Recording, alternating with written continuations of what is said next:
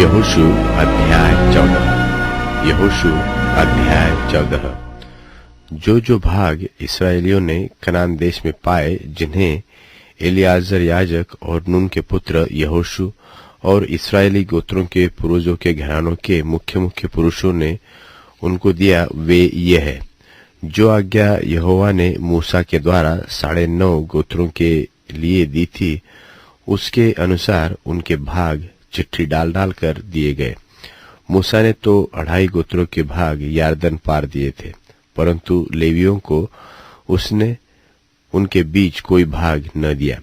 यूसुफ के वंश के तो 2 गोत्र थे, अर्थात मनश्शे और एफ्रेम, और उस देश में लेवियों को कुछ भाग न दिया गया।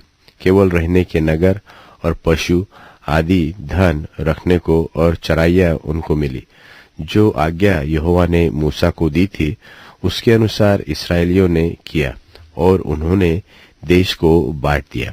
तब यहूदी यहोशू के पास गिलगाल में आए, और कनजी यपुन्ने के पुत्र कालेब ने उससे कहा, तू जानता होगा कि यहोवा ने कादेश बरने में परमेश्वर के जन मूसा से मेरे और तेरे विषय में क्या कहा था। जब यहोवा के दास मूसा ने मुझे इस देश का भेद लेने के लिए कादेश बरने से भेजा था, तब मैं 40 वर्ष का था, और मैं सच्चे मन से उसके पास संदेश ले आया। और मेरे साथी जो मेरे संग गए थे, उन्होंने तो प्रजा के लोगों का मन निराश कर दिया, परंतु मैंने अपने परमेश्वर यहोवा की पूरी रीति से बात मानी।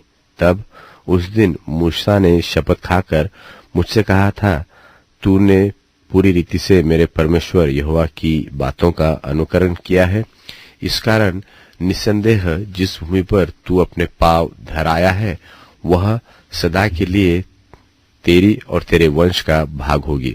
और अब देख, जब से यहोवा ने मूसा से यह वचन कहा था, तब मैं 45 वर्ष हो चुके हैं, जिनसे इस्राएली जंगल में घूमते फिरते रहे।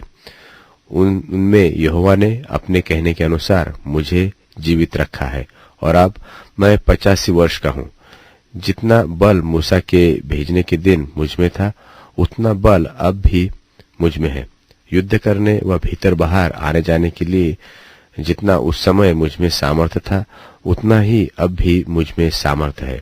इसलिए अब वह पहाड़ी मुझे दे, जिसकी चर्चा यहोवा ने उस दिन की थी।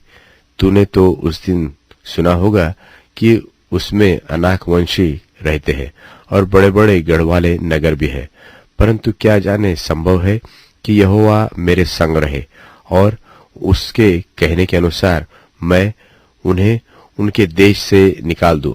तब यहोशू ने उसको आशीर्वाद दिया और हेब्रोन को यपुन्ने के पुत्र कालेब का भाग कर दिया।